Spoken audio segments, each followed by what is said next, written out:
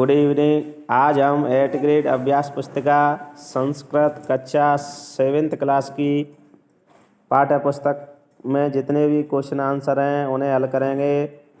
तो आज हम चैप्टर नंबर 2 कालः बोधः में जितने भी क्वेश्चन आंसर हैं उन्हें हल करते हैं।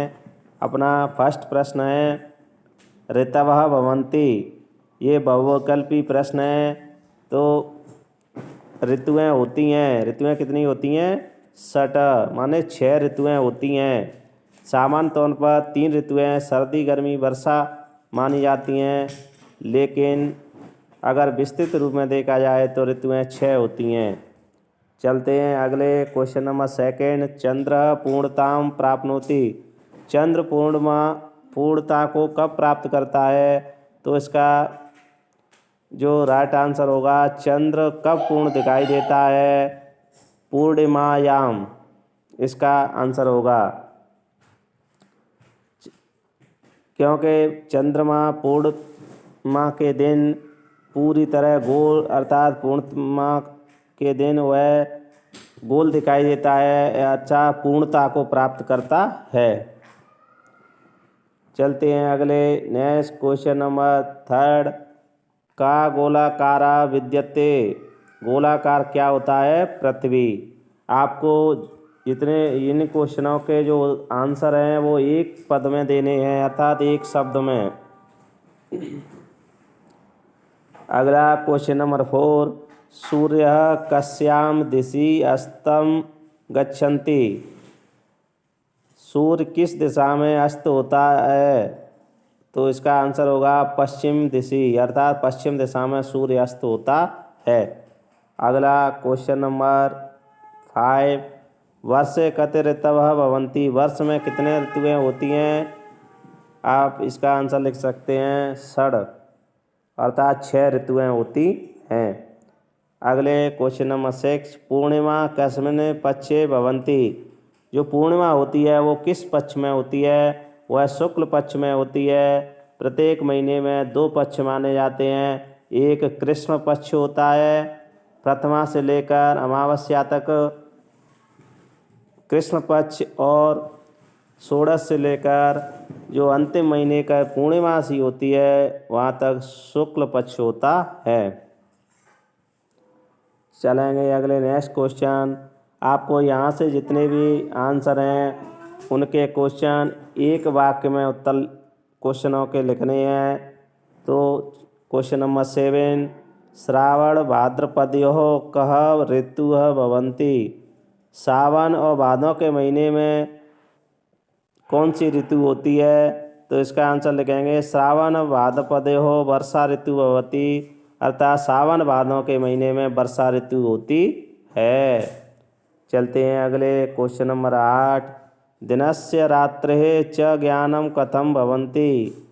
दिन और रात्रि का ज्ञान कब होता है? इसका आंसर हम लिखते हैं सूर्यस्य उदयानन्तरं दिनस्य अस्तानन्तरं च रात्रे ज्ञानं भवति। सूर्य के उदय होने पर दिन का और अस्त होने पर रात का ज्ञान होता है। इस तरह आप समझ गए होंगे। वीडियो को रोक कर पॉज कर इसका आंसर लिख सकते हैं। ऐसी ही वीडियो प्राप्त करने के लिए सभी कक्षाओं और सभी विषयों की वीडियो प्राप्त करने के लिए आपको हमारे चैनल को सब्सक्राइब कर लें एंड लाइक और शेयर करें, जिससे जब हम वीडियो डालें तो आपके पास सबसे पहले पहुंचे। चलते हैं अगले नेक्स्ट क्वेश्चन नंबर 9। प्रतिदिनं कस्य एका कला क्षीयते।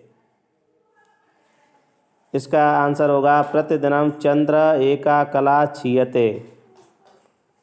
चलते हैं अगले क्वेश्चन नंबर 10। प्रतिपक्षे कति तिथयः भवन्ति। प्रतिपक्ष में कितनी प्रत्येक पक्ष में कितनी तिथियां होती हैं? हम पूर्व में भी बता चुके हैं आपको। प्रतिपक्षम तिथयः पंचदश भवन्ति। पक्ष 2 होते हैं, कृष्ण पक्ष शुक्ल पक्ष। तो प्रत्येक पक्ष में 15 तिथि होती हैं, अर्थात महीने को 15-15 तिथियों के 2 भागों में डिवाइड कर दिया जाता है। प्रथमा से लेकर अमावस्या तक कृष्ण पक्ष माना जाता है और षोडश से लेकर पूर्णिमासी तक शुक्ल पक्ष माना जाता है। चलते हैं अगले नेक्स्ट क्वेश्चन नंबर 11। ये दीर्घ उत्तरीय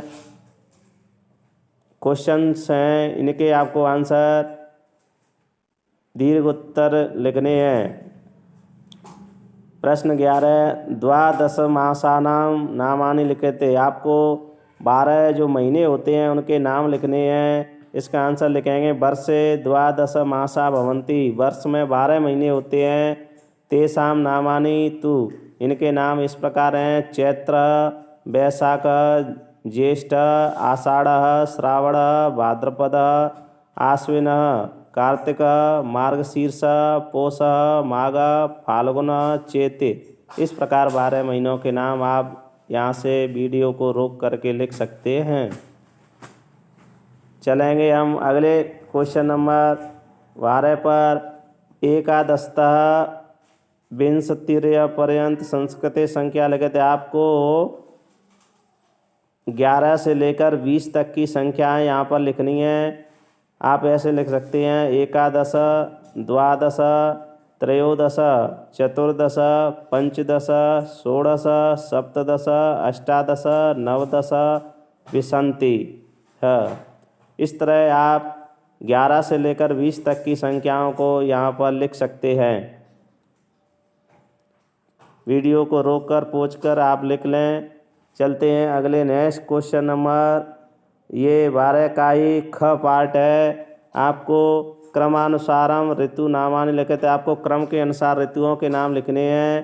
तो यहाँ पर दिए हुए हैं, आप आराम से लिख सकते हैं। ग्रीष्म ऋतु हुआ, ग्रीष्म ऋतु के बाद वर्षा ऋतु आती है और वर्षा के बाद शरद ऋतु, शरद के बाद हेमंत ऋतु, हेमंत के बाद शिशिर ऋतु और शिशिर के बाद बसंत ऋतु। इस प्रकार ये 6 ऋतुएं होती हैं। विस्तृत रूप में देखा जाए तो अगर आप सामान्य तौर पर देखेंगे तो 3 ऋतुएं होती हैं, सर्दी, गर्मी, वर्षा।